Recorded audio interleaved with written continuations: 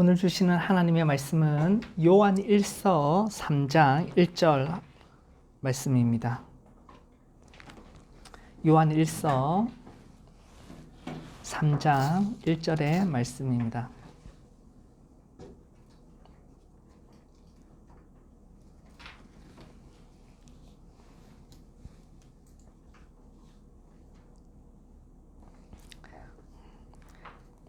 제가 하나님의 말씀을 받들어 읽겠습니다. 보라, 아버지께서 어떠한 사랑을 우리에게 베푸사 하나님의 자녀라 일컬음을 받게 하셨는가? 우리가 그러하도다. 그러므로 세상이 우리를 알지 못함은 그를 알지 못함이라. 아멘.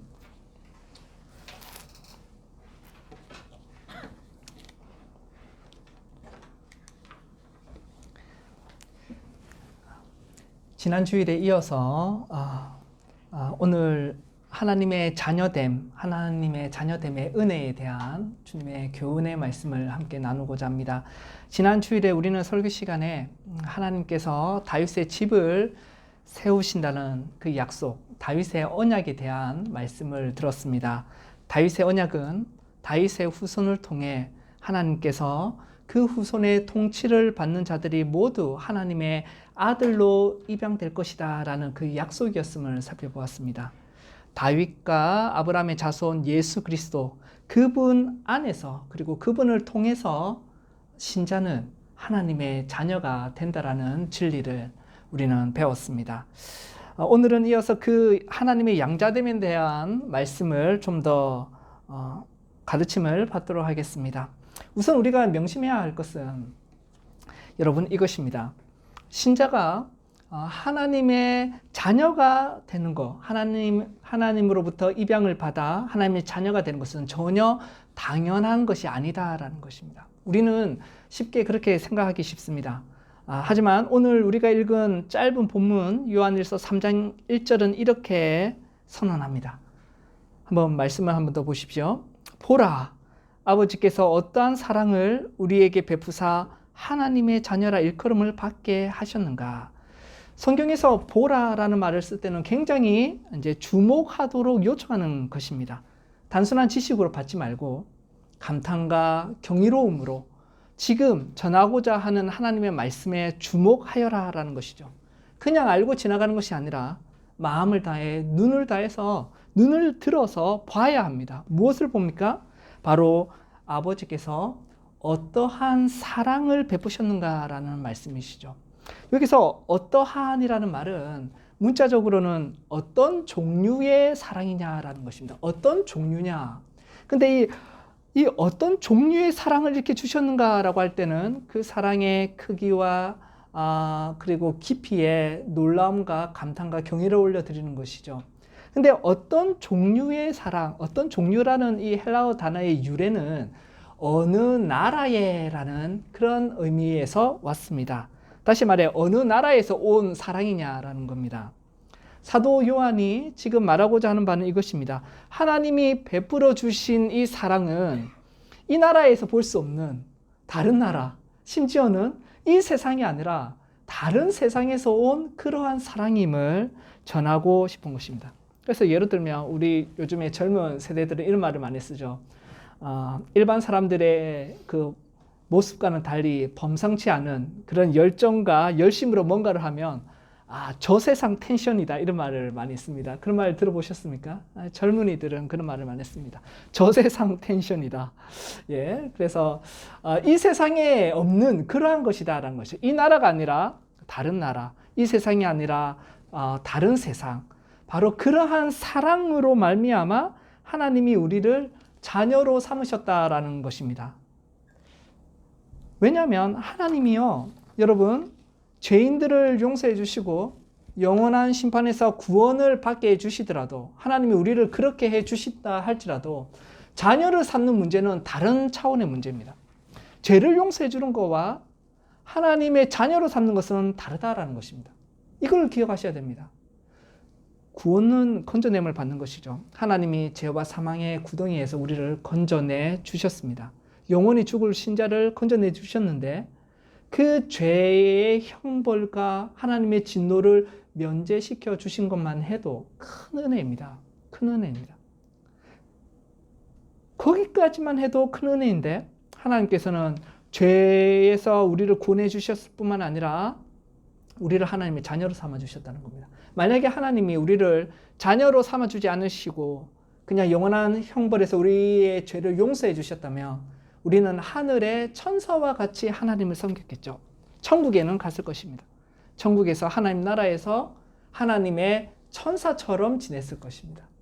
그러나 하나님은 우리를 하나님의 종으로서 천국에서 지내도록 하신 게 아니라 구원받은 우리를 하나님이 또한 자녀 삼아 주셨다라는 것입니다. 하나님의 참아들은 예수 그리스도 그분밖에 없는데 우리를 양자로 삼아 주신 것입니다. 그래서 하나님을 아버지로 부르는 것은 당연한 것이 아닌 것입니다. 제 용서와 이 양자 삼음이라는 것은 당연히 같이 오는 것이 아님을 보여주는 예가 우리는 그리스도 예수님을 신실하게 닮고자 했던 한 훌륭한 주님의 종의 모습을 통해 볼 수가 있습니다. 여러분, 사랑의 원자탄이라고 불렸던 손양호 목사님을 잘 아실 것입니다. 제가 10대 때 손양호 목사님의 손양호 목사님의 딸의 간증을 들었습니다. 아마 첫째 딸이었던 것 같아요. 그 권사님의 간증을 들었습니다. 한국 근현대사를 잘 아시는 분은 1948년에 그 여수와 순천에서 큰 사건이 발생했다는 것을 아실 것입니다. 여순 사건이라고도 부르는데요. 그때에 그 좌익 청년들이 우리 손양호 목사님의 두 아들을 죽이는 일이 벌어집니다. 그 첫째 아들이 동인, 24살이었고 둘째 아들이 동신해서 19살에 신실한 기독 청년이었습니다. 근데 그 친구들이 좌익 석상에 묻은 친구들이 그 기독교인을 두고 미제의 앞잡이다 해서 많이 죽였는데 그 가운데 이제 학교 앞에서 이제 이 두 형제를 총살시킨 것이죠. 그 두 아들을 죽인 청년이 여러분 아시듯이 나중에 잡혀서 이제 사형 선고를 이제 받습니다. 사형 선고를 받는데 손양호 목사님이 구명 운동을 해서 그 사형을 벗어나게 하는 것이죠. 그뿐만 아니라 자기의 두 아들을 죽인 그 청년을 자기의 양자로 삼으신 겁니다. 그때에 딸이 그 간증하는 권사님이죠. 딸이 이제 간증이 이것입니다. 자신의 오빠를 죽인 그 청년을 양자로 삼겠다라는 아버지에게 가서 정말 이렇게 마음을 다해서 또 분을 토하면서 말하는 것이죠. 왜냐하면 자기의 사랑하는 오빠를 죽인 사람이 아버지의 양자가 되면 그 사람을 오빠라고 불러야 되는 것이고. 그래서 그 딸이 그 아버지 손양호 목사님에게 이렇게 말합니다. 용서만 해주면 되지 왜 굳이 양자로 삶느냐는. 그렇지 않습니까 여러분? 사형을 받아야 될 청년을 용서해주고 사형에 면하게 해준 것도 큰 은혜입니다. 근데 왜 양자까지 삼아야 됩니까? 라고 그 딸이 그렇게 아버지에게 울부짖으며 항의를 한 것이죠. 그때 손양호 목사님이 하신 말씀이 이거였답니다. 하나님이 원수를 사랑하라고 했지 원수를 용서하라고만 말씀하지 않았다라는 것입니다. 그러니까 용서와 사랑은 다른 것이죠. 죄를 용서해 주시는 것은 용서고 하나님의 자녀로 삼아 주시는 것은 또 다른 차원의 큰 사랑임을 우리는 이 손양호 목사님의 예를 통해서도 알게 됩니다. 제가 10대 때 이 극동방송에서 이 간증을 들었는데 아직도 죄 내리에 박혀 있습니다. 이처럼 여러분 우리가 기억해야 될 거 하나님의 양자됨, 우리가 하나님의 자녀가 되었다라는 그 진리를 생각할 때에 기억해야 될 것은 하나님의 자녀가 되는 것은 당연한 것이 아니구나. 죄를 용서받는 것도 큰 사랑이고 큰 은혜입니다. 그것만 해도 되는데 하나님께서 우리를 자녀까지 삼아 주셨다라는 것입니다. 여러분 우리는 손양호 목사님의 양자로 삼은 청년이 누군지를 알면 알수록 그 손양호 목사님의 사랑의 깊이를 알게 됩니다. 양자로 삼는다면 여러분 그 착한 청년을 그 멋지고 또 신실하고 능력 있는 청년을 택해야 되지 않겠습니까? 손양호 목사님의 아들이 필요해서 결핍이 있어서 양자로 삼는 것도 아닙니다. 아들이 필요해서라면 더 좋은 청년을 찾았을 것입니다. 자신의 두 아들을 죽인 청년을 아들로 삼았습니다. 그 청년이 누구라고요? 자신의 두 아들을 죽인 청년입니다. 그러니 그 양자를 삼는 사랑이 얼마나 큰 것입니까? 이처럼 하나님의 사랑의 크기도 마찬가지입니다. 하나님이 예수 안에서 양자로 삼은 우리가 누구인가를 잘 알면 알수록 그 사랑의 크기가 드러나는 것입니다. 여러분, 우리가 하나님의 자녀라 부름을 받고 있는 우리가 어떠한 존재인지를 알면 알수록 우리는 하나님을 더욱 감사하며 사랑할 수밖에 없습니다. 도대체 우리는 누구입니까? 성경은 에베소서에서 우리의 과거를 예수 그리스도 밖에 있을 때의 우리의 존재에 대하여 적나라하게 지적하고 있습니다. 에베소서 2장 1절에서 3절을 들어보십시오. 그는 허물과 죄로 죽었던 너희를 살리셨도다. 허물과 죄로 죽었던 우리입니다. 시체였습니다. 그때 너희는 그들 가운데 행하여 이 세상 풍조를 따르고 공중 권세를 잡은 자를 따랐으니 곧 지금 불순종의 아들들 가운데서 역사하는 영이라. 우리는 불순종의 아들입니다. 전에는 우리도 다 그 가운데서 우리 육체의 욕심을 따라 지내며 육체와 마음에 원하는 것을 하여 다른 이들과 같이 본질상 진노의 자녀였습니다. 여러분, 우리는 하나님의 진노의 자녀입니다. 하나님이 진노를 쏟아부어야 할 존재였습니다. 우리는 그리스도 밖에 있었고 세상에서는 소망이 없고 하나님도 없습니다. 하나님이 없고 그 살아계신 하나님 앞에 진노의 자녀로 불순종의 종으로 마귀의 자식으로 서 있으면 우리에게 어떠한 소망이 있겠습니까?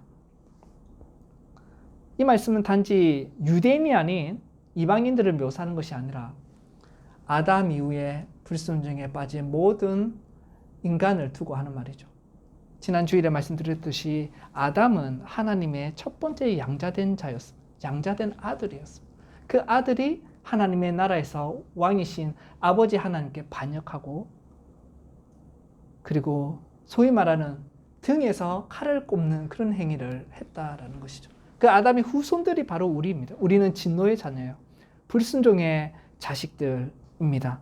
하나님은 우리를 구원해 주실 이유도 사실은 없으시고 구원해 주실 뿐만 아니라 하나님의 자녀로 삼아 주실 이유도 사실은 없는 것입니다. 그런데 하나님께서 우리를 자녀로 삼아 주셨습니다. 다시 말해 우리가 어떠한 존재를 알면 알수록 내가 하나님을 아버지라고 부른다는 것이 얼마나 큰 은혜인지 그 사랑을 우리는 깊게 알 수가 있는 것이죠. 우리가 하나님의 자녀가 된 것은 그냥 된 것이 아닙니다. 여러분, 사도 바울이 신약 성경에서 하나님의 우리를 두고 하나님의 자녀가 되었고 또 양자로 삼았다라는 말을 쓸 때는 사도 바울이 로마에 있는 교회들에게 로마에 있는 신자들에게 편지를 쓸 때에 양자되었다라는 그 용어를 씁니다. 그 말은 양자됨을 지금 우리의 입장에서 생각하기보다는 로마 제국의 로마의 법 아래에 있는 사람들이 양자를 어떻게 생각했는지를 염두에 두고 우리가 하나님의 양자되었다라는 것을 이해해야 하는 것이죠. 그래서 로마 시대의 그 입양 제도, 그 양자됨의 법적인 제도를 사도 바울이 보고 이것이 하나님의 사랑, 우리를 향한 하나님의 사랑을 잘 나타낼 수 있겠구나라고 해서 양자됨이라는 말을 사용한 것입니다. 여러분, 로마에서는 이러합니다. 로마의 입양의 깊은 진리는 무엇이냐면 입양되기 전에 자기 이전의 상태에서 이제는 벗어나서 새로운 아버지와 새로운 가정에서 새로운 관계 안으로 들어갑니다. 이거는 지금 우리도 마찬가지입니다. 왜냐하면 로마의 법이 현대화돼서 우리에게 많이 와 있기 때문이죠. 입양이 됐다는 것은 이제 과거에 어떠한 관계 있든 간에 그 관계는 단절이 되고 이제는 새로운 가족의 관계 가운데 있습니다. 그때 청년을 입양을 하면요, 그 청년이 지금껏 살아오면서 저질렀던 많은 문제들, 많은 빚들을 그 아버지가 다 갚아줍니다. 다 책임집니다. 그래서 그 빚이 깨끗하게 된 상태에서 그 아버지의 그 가문의 자식이 되는 것이죠. 모든 빚은 다 탕감되고 실제적으로 그 가족이 됨으로 새로운 삶을 시작하는 것이 입양입니다. 여러분, 우리는 입양되기 전에 불순종의 자녀였습니다. 우리에게는 빚이 있죠. 어떤 빚이 있습니까? 하나님, 영원하신 그 하나님 앞에 불순종하고 하나님을 대적한 그 하나님의 공의에 따른 진노와 심판의 빚이 우리에게 있는 것입니다. 하나님의 공의에 따라서 영원한 하나님의 법을 깨트렸다면, 영원한 하나님께 죄를 저질렀다면 우리는 영원한 벌을 받아야 되고 영원한 죽음을 우리는 받아야만 하는 것입니다. 하지만 우리가 하나님께 입양되어서 하나님의 자녀가 되었을 때에는 그 빚이 다 탕감된 것입니다. 우리가 입양함으로 모든 빚과 그 의무가 사라졌다라고 할 때는 여러분, 그냥 하나님이 단순히 말 한마디로 그래 없던 걸로 하자라고 하신 게 아닙니다. 우리는 그렇게 쉽게 하나님의 자녀가 된 것이 아닙니다. 하나님이 왕이시니까 하나님 마음대로 그래 뭐 없는 걸로 하지, 죄 용서 받았다고 치자, 이렇게 하신 것이 아니라 하나님은 공의로우시고 정의로우신 분이기 때문에 반드시 죄 지은 자의 죄값을 치르게 하시는 것이 정의로우신 만왕의 왕의 모습인 것이죠. 그래서 하나님께서 여러분, 우리가 하나님을 아버지라고 부를 수 있고 우리가 하나님의 자녀가 되는 권세를 누리게 하기 위해서 하나님께서는 하나님의 참아들 예수 그리스도 그분에게 우리의 빚을 다 갚도록 하신 것입니다. 그래서 예수님은 골로새서 2장에 따르면요, 십자가에서 죽으시며 우리의 빚에 대한 청구서를 다 못 박아서 하나님 이제 이들의 빚은 다 청산되었습니다 라고 도장을 찍었다라고 골로새서 2장은 그렇게 말합니다. 오직 여러분, 우리가 하나님의 자녀가 되는 것은 그리스도를 통해서, 그리스도로 인하여서 되는 것입니다. 여러분, 하나님의 크신 사랑으로 양자된 우리는 누구입니까? 하나님의 뜻과 섭리를 저버리고 그리고 하나님의 사랑을 멸시했던 자들입니다. 그런 우리를 하나님께서 자신의 자녀로 삼으셨다 하니 참으로 믿기가 어려운 일이죠. 꼭 기억하십시오. 그리스도 안에서, 그리스도를 통하여 하나님의 자녀가 된 것입니다. 그러면 여러분, 세 번째로 우리가 생각할 것이 양자됨의 특권입니다. 그러면 하나님의 자녀라고 일컬음을 받는 여러분이 누리는 권세가 무엇입니까? 성경에서는, 성경 전체에서 그 권세에 대하여 여러 가지를 알려줍니다.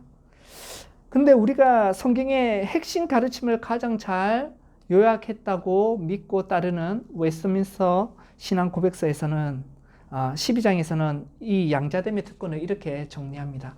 제가 드린 설교 노트에 나와 있습니다. 그들은 신자들이죠. 그들은 양자의 영을 받고 은혜의 보좌 앞에 담대히 나아가 하나님을 아바 아버지라 부를 수 있게 되며 불쌍히 여김과 보호와 사랑의 돌봄과 징계를 아버지에게 받듯이 그분께 받습니다. 그들은 결코 버림을 받지 아니하고 구속의 날까지 인치심을 받고 영원한 구원의 상속자로서 약속의 유업을 받습니다.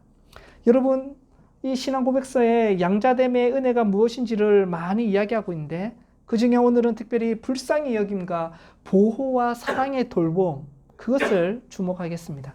여러분, 하나님의 자녀가 된 여러분은 하나님 아버지의 따뜻한 돌봄과 보호와 그리고 불쌍히 여김의 은혜를 받는 것입니다. 시편 103편에 여호와께서 자기를 경외하는 자를 불쌍히 여기신 같이, 아버지가 자식을 불쌍히 여긴 같이 불쌍히 여겨주신다라고 분명히 말하고 있습니다. 불쌍히 여김을 받을 수 있는 은혜가 오직 하나님의 자녀들에게만 있는 거죠. 그래서 우리가 기도할 수 없을 때조차 우리가 가장 짧은 기도를 드리는데 주님, 나를 불쌍히 여겨 주십시오 라는 그 한마디지만 능력에 그리고 권세가 있는 그 기도를 우리는 하나님께 드리는 것입니다. 하나님께서는 구약 성경에 그 이스라엘 백성들, 하나님의 자녀로 삼아주신 이스라엘 백성에게 호세아를 통해서 이렇게 말씀하십니다. 내 마음이 내 속에서 돌이키어 나의 긍휼이 온전히 불붙듯 하도다. 내가 어떻게 이스라엘 너를 잊어버리겠느냐? 내가 어떻게 애굽에서 구원한 너희를 잊겠느냐? 내가 어떻게 그리스도 예수 안에서 구원받게 한 너희들을 내가 잊어버리겠느냐? 너희를 향한 긍휼이 내 마음 깊은 곳에서 불붙듯 일어난다라고 말씀하신 것입니다. 여러분, 우리가 아버지 하나님의 긍휼하심을 누릴 때에 또 하나 기억해야 될 것은 이것입니다. 바로 예수 그리스도를 통해 그 긍휼하심이 가장 크게 임한다라는 것입니다. 예수님은 우리의 맏형이 되시기를 부끄러워하지 아니하셨습니다. 하나님 아버지의 자녀로 우리를 삼기 위해서, 양자됨을 얻게 하기 위해서 우리의 맏형이 되시는 예수님께서 이 땅에 우리와 동일한 모습으로 사람으로 오셨고, 그리고 우리와 함께 이 땅에서 거느리시면서 죄인인 우리들과 함께 먹고 마시고 문둥병에 걸리고 인생의 괴로움을 겪고 있는 우리들을 치유하시고 그들을 만져주시고 그들과 함께 울어주시고 그들에게 아버지의 사랑을 전해주시고 뿐만 아니라 우리가 영원히 버림받지 아니하도록 십자가에서 맏형이신 예수 그리스도께서 우리가 예수님의 동생이 되도록, 하나님의 양자가 되도록 그렇게 십자가에서 아바 아버지 엘리 라박사박다니 하나님 나의 하나님 어찌하여 나를 버리시나이까 라고 절규해 주신 것입니다. 그러므로 여러분, 예수님은요 말로만 입으로만 우리를 사랑한다고 하신 분이 아닙니다. 하나님의 참 아들로서 하나님의 자녀가 아닌 우리를 양자 삼아 주시기 위하여 실제로 행동하시고 우리를 위하여 자기를 아낌없이 보내주심으로 하나님 아버지만 우리를 긍휼히 여기시는 것이 아니라 우리 주 예수 그리스도 그분께서 여러분을 긍휼하게 여기심으로 하나님의 사랑과 돌봄을 주시는 것입니다. 그래서 예수님은 우리보다 하나님 아버지를 잘 아시잖아요. 그분께서 우리에게 그렇게 말씀하십니다. 이제 너희들 내 안에서 나를 통하여 하나님의 자녀가 됐지. 얘들아, 나의 형제들아, 너희 중에 누가 아들이 떡을 달라 하는데 돌을 주며 생선을 달라 하는데 뱀을 줄 사람이 있겠느냐? 너희가 악한 자라도 좋은 것으로 자식에게 줄 줄 알거든. 하물며 하늘에 계신 너희의 아버지께서 구하는 자에게 좋은 것을 주지 않겠느냐라고 그렇게 친히 가르쳐 주신 것입니다. 여러분, 여기에는 자녀가 된 부모님들이 많이 있습니다.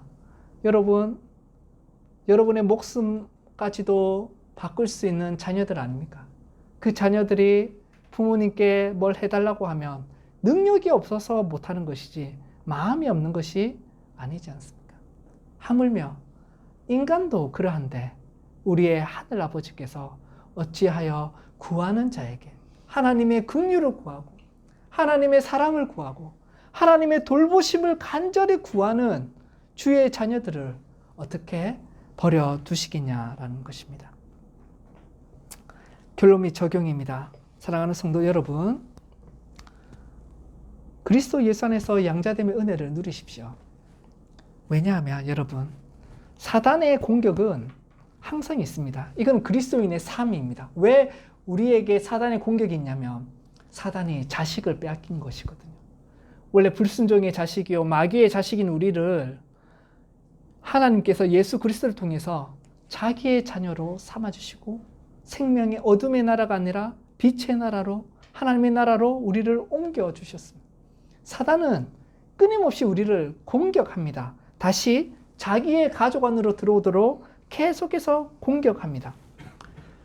여러분, 사탄이 공격할 때 제일 잘 쓰는 게 있습니다. 우선 여러분, 사탄이 예수님을 공격할 때 했던 가장 큰 공격이 뭐냐면 네가 하나님의 아들이 맞냐라는 것입니다. 사탄은 예수님께 너가 하나님의 아들이 맞아? 이렇게 합니다. 광야에 40일 동안 시험받은 이야기를 성경을 통해 아실 것입니다. 예수님께서 배에 굶주리고 계십니다. 40일 동안 금식 기도를 하셨으니까요.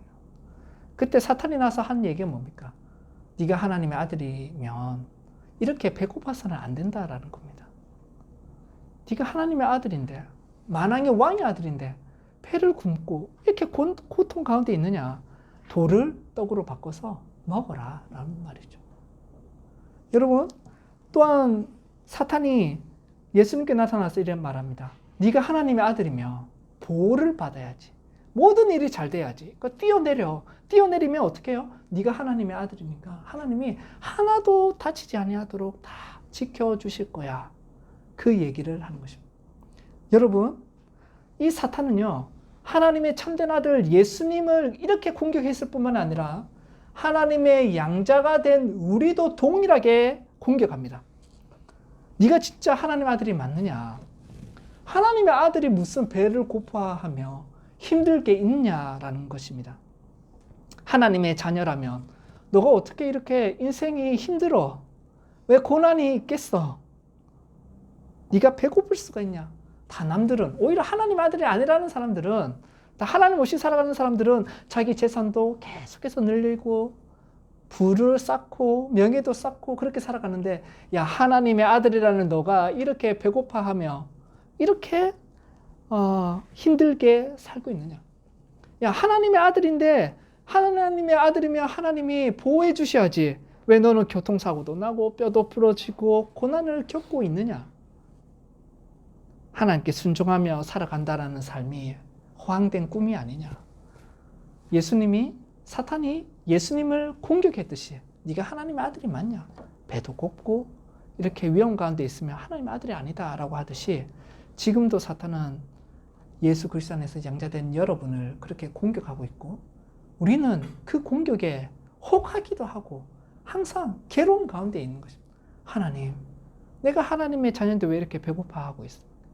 내가 하나님의 자녀인데 하나님, 제가 떨어질 때 천사를 보내서 받쳐주셔야죠. 그러한 실수는 하지 아니하도록 도와주셨어야죠. 그러한 어리석은 선택을 하지 않도록 막아주셨어야죠. 왜 나에게 이러한 불행들과 어려움들이 계속 있습니까? 라고 그렇게 말합니다. 그래서 사탄은 계속 말하죠. 하나님 의지하는 것이 아니라, 야, 너의 삶은 네가 책임져. 너의 힘으로 살아가라. 그렇게 우리를 끊임없이 유혹하고 있습니다. 우리의 마음의 의심과 악한 자의 교묘한 속삭임을 이겨내기 위해서 우리는 어떻게 해야 합니까? 내가 예수 그리스도 안에서, 변함없으신 예수 그리스도 안에서 하나님의 아버지의 불쌍히 여김과 돌봄과 사랑을 분명히 누린다라는 그 믿음을 가지셔야 합니다. 그래서 주님께서는 히브리서 13장에 내가 너희를 결코 버리지 아니하고 너를 떠나지 아니하리라. 너희를 결코 버리지 아니하고 너희를 떠나지 아니하리라. 하나님께서는 예수 그리스도 안에서 자녀된 우리에게 그렇게 약속해 주신 것입니다. 사탄의 또 다른 공격이 또한 있습니다. 뭐냐면 동일한 말이죠. 너가 하나님의 아들이 맞느냐라는 것인데, 너가 이 모양으로 살아가는데 하나님의 아들이 맞느냐라는 거예요. 사탄은 끊임없이 우리의 과거와 현재의 죄들을 들춰내고 우리의 양심을 괴롭게 하면서 우리를 공격합니다. 야, 너가 이 모양인데 하나님의 자녀가 맞냐? 아니야. 너는 하나님의 사랑을 받을 자격이 없어. 너의 모습을 보아라. 사탄은 끊임없이 우리를 그렇게 또한 공격합니다. 여러분, 그럴 때마다 우리가 예수 안에서 예수 그리스도로 말미암아 우리가 하나님의 자녀가 되었다는 사실을 반드시 기억하고 그 진리를 붙들어야 됩니다. 여러분, 탕자 이야기 잘 아실 것입니다. 누가복음의 복음서에 돌아온 탕자 이야기가 있습니다. 탕자가 방탕한 아들이 죽지도 아니한 아버지한테 유산을 달라고 합니다. 자녀의 고난을 사용하는 것이죠. 그 재산 다 받아가지고 이국 땅에서 다 탕진합니다. 그 이야기 아실 것입니다. 그리고 나서 이제 자기가 굶어 죽게 되었으니까 이렇게 생각하는 것이죠. 누가복음 15장 17절에서 19절의 말씀이 이러합니다. 내 아버지의 품꾼은 양식이 풍족한데 나는 여기서 굶어 죽는구나. 내가 일어나 아버지께 가서 이르기를 아버지, 내가 하늘과 아버지께 죄를 지었사오니 지금부터는 아버지의 아들이라 일컬음을 감당하지 못하겠나이다. 나를 품꾼의 하나로 보소서 하리라. 그렇게 하는 것이죠. 그래서 뭐라고 합니까? 지금부터는 제가 하나님의 아들이라고, 아버지의 아들이라고 일컬음을 감당하지 못하겠습니다. 저를 그냥 종으로 생각해 주십시오 라고 말할 걸 생각하고 아버지께로 갑니다. 여러분, 이 방탕한 아들이 말하는 것은 사실입니까? 아닙니까? 사실이죠.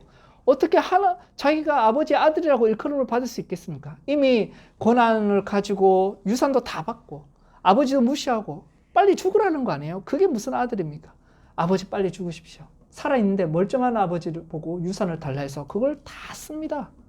예, 진짜로 아들이 될 자격이 없습니다. 그렇지 않습니까? 어떻게 아들로 일컬음을 받겠습니까? 근데 그 방탕한 아들은 틀린 것이죠. 뭘 틀렸습니까? 자기가 자기가 아버지의 아들이 되는 기준을 자기 안에서 찾으려고 했던 것입니다. 그래서 자기의 죄를 기준으로 봤습니다. 하나님의 성품으로 봐야 된다. 아버지의 성품으로 봐야 되는데 자기의 죄의 크기를 따라서 그래, 나는 아버지의 아들로 불림을 받을 자격이 없어 라고 했죠. 자기의 죄를 기준으로 보면 그러하지만 하나님의 성품, 그 아버지의 성품에 볼 때 그 아버지가 어떻게 합니까? 그 아들을 품어주시고 안아주시고, 그때 아버지 품에 안겨 있어도 이 아들은, 방탕한 아들은 그렇게 너무 당황해합니다. 내가 이런데도 어떻게 아버지는 나를 아들로 생각해 줄 수 있지? 아버지의 사랑을 받는 것이 너무나 어렵습니다. 복음을 받는 것이 어렵습니다. 왜냐하면 인간 자체가 자기가 뭔가를 해서 이루어야 된다는 생각에 사로잡혀 있기 때문에 그렇습니다. 원래부터 율법적인 인간입니다. 왜냐하면 뭔가를 함으로 성취를 얻고 거기에 대한 보상으로 하나님 앞에 당당히 천국과 하나님의 자녀됨을 요구하려는 그 본성이 있는 것이죠. 그러니까 자기가 잘하면 그래, 내가 이 정도면 하나님의 자녀가 될 만하지. 근데 하나님이 왜 나한테 이거밖에 안 해줘? 근데 자기가 죄 가운데 빠져 있으면 그래, 나 같은 자는 하나님이 긍휼을 베풀 자격이 없어. 이 방탕한 아들의 기준은 자기 안에서 죄의 기준으로 보았던 거죠. 그 관계를. 하지만 그렇지 않습니다. 아버지의 성품에 아들과 아버지의 관계가 달려있는 것입니다. 하나님의 사랑에 초점을 둬야 합니다. 여러분, 우리가 자꾸만 자신 안에서 과거의 죄, 그 다음 죄책감, 현재의 죄책감에 시선을 고정해버리고 포로가 돼버린다면 하나님 아버지가 우리를 사랑하시다는 사실을 도저히 믿을 수가 없습니다. 그렇죠. 사실 맞습니다. 우리는 하나님의 자녀라 일컬음을 받을 자격이 없는 건 사실입니다. 우리는 진노의 자녀요. 어둠의 왕국에서 종이자 노예였고 마귀의 자식이고 하나님과 하나님의 나라에선 분리되어 있던 자입니다.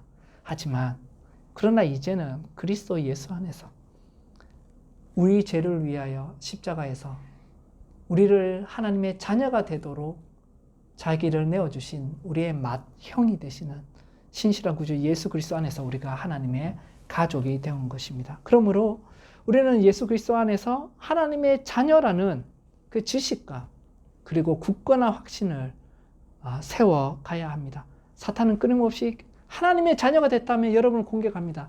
네가 하나님의 자녀가 맞느냐? 그런데도 이 모양이냐? 이런 상황이야? 하나님 왜 이렇게 은혜를 안 주셔? 너는 하나님 자녀가 아니야.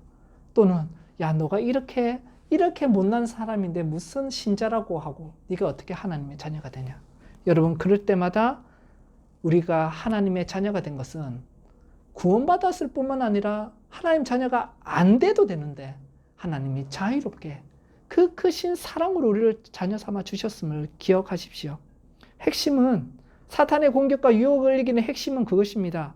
하나님의 은혜로 우리가 그리스도 예수 안에서 그리스도로 말미암아 자녀가 된 것입니다. 하나님께서 우리를 선택했습니다.